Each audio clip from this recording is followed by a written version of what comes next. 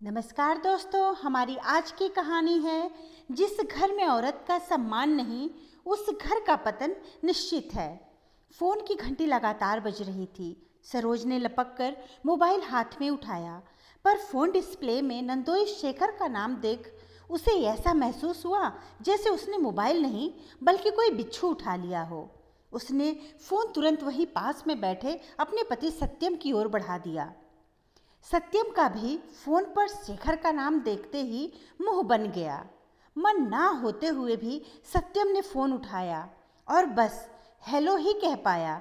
उधर से शेखर का लगातार बोलना शुरू हो चुका था और सत्यम बस हूँ हाँ जी में ही जवाब दे रहा था। चंद मिनटों में ही शेखर ने अपनी बात कहकर फोन काट दिया और इतनी ही सी देर में ही सत्यम का चेहरा दुख और अपमान से काला पड़ गया था। उसने मोबाइल कान से हटाकर साइड पर रखा और निढाल सा कुर्सी पर बैठ गया। सरोज ने हल्के से उसके सिर को सहलाया। उसने कुछ नहीं पूछा सत्यम से कि शेखर ने क्या कहा। पूछती भी क्या, ये तो आए महीने 2 महीने का सिलसिला था। शेखर यानी सरोज की इकलौती ननद मुस्कान का पति। बड़े ही लालची परिवार में मुस्कान की शादी हुई। अगर शादी होने से पहले सत्यम को जरा सा भी अंदाजा लग जाता तो वो शादी रोक देता, पर इन लोगों ने शुरुआत में अपना नेचर का पता ही नहीं लगने दिया। सिर्फ यही दोहराते रहे कि बस हमें तो मुस्कान से मतलब है। उनकी इस एक लाइन के मोहजाल में सब फंस गए थे। उनका असली रंग तो शादी के 2 महीने बाद नजर आया।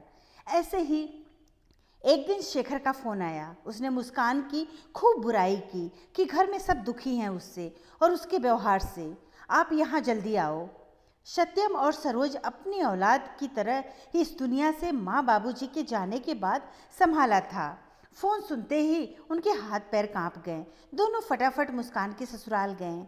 वहाँ जाकर मुस्कान की ससुराल वालों ने उसकी खूब बुराई की, पर सरोज उनकी बातों में नहीं आई। सत्यम बेशक नौकरी पर चला जाता था, पर मुस्कान अपना आधा दिन अपनी भाभी के साथ ही निकालती थी। तो जो लड़की कभी सरोज को अकेले काम नहीं करने देती थी, परीक्षा के दिनों में भी वो ससुराल में कैसे कामचोरी दिखा सकती है। मुस्कान की आंखों के आंसू सरोज के दिल को दुखी कर गए। उसे मुस्कान के कुछ बोले बिना मामला समझ आ गया था। किसी तरह उन्होंने सारा मामला ठंडा किया और जाते हुए काफ़ी सारा सामान और सारे परिवार को शगुन देकर वो दोनों वापस लौटे। शगुन मिलते ही मुस्कान के ससुराल वालों के बर्ताव में फ़र्क आ गया। 2 महीने सब शांत, फिर वही ड्रामा शुरू। 2 साल की शादी में यही सब चल रहा था। खूबसूरत सी मुस्कान एकदम कुम्हला सी गई थी, फिर भी अपनी तरफ से पूरी कोशिश करती कि भाई भाभी को तंग ना होना पड़े, पर लालची लोगों के सामने उसके सारे प्रयास कम पड़ जाते। बड़ा मन करता था सरोज का कि सबको सुनाकर मुस्कान को वापस अपने साथ ले आए, पर उसे डर लगता था कि सब यही कहेंगे कि माँ बाप होते तो यूं मुस्कान का घर ना उजड़ने देते। बस इसी लोक लाज के डर से सत्यम और सरोज मुस्कान को दुखी देखते रहे। आज भी शेखर का फोन रख सत्यम फपक पड़ा और दोनों मुस्कान के ससुराल जाने की तैयारी करने लगे। जैसे ही दोनों वहां पहुंचे, मुस्कान की सास हमेशा की तरह मुस्कान की बुराइयां करनी शुरू हो गईं। पर इस बार सरोज का सारा ध्यान मुस्कान की ठोड़ी के पास पड़े नील पर लगा रहा। उसने मुस्कान की सास की बात बीच में ही काट दी और मुस्कान से पूछा कि ये निशान कैसे पड़ा। सरोज के इस प्रश्न से सब सपका गए और सरोज को अपना जवाब मिल गया। उसने मुस्कान का हाथ पकड़ अपने गले से लगा लिया और उसकी सास और शेखर से बोली, अब तक हम लोग लाज के डर से आपकी बदतमीजियां बर्दाश्त कर रहे थे, पर आपकी इतनी हिम्मत कैसे हुई हमारी मुस्कान पर हाथ उठाने की। आपने हमारी शराफत का नाजायज फ़ायदा उठाया, पर हम अपनी बेटी को और इस घर में सड़ने के लिए नहीं छोड़ सकते।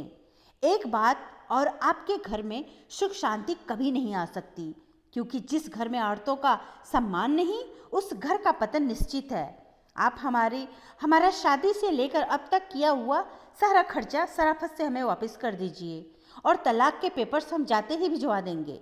इतना कहकर सरोज ने मुस्कान को अपना सामान बांधने को कहा और बोली, यह हमारी गलती थी जो हम अब तक चुप रहे, पर अब और नहीं।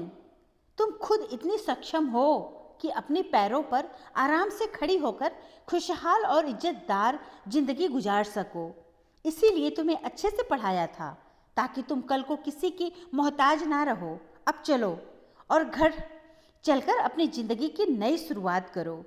इतना सुनते ही मुस्कान अपनी भाभी से लिपट कर रोने लगी। हाँ भाभी, मुझे इस नर्क से निकाल कर ले चलो। मुझे नहीं रहना अब इन लालची लोगों के साथ। धन्यवाद दोस्तों। कहानी अच्छी लगे तो लाइक और सब्सक्राइब जरूर करिएगा और कहानी अपने दोस्तों को भी जरूर शेयर करें।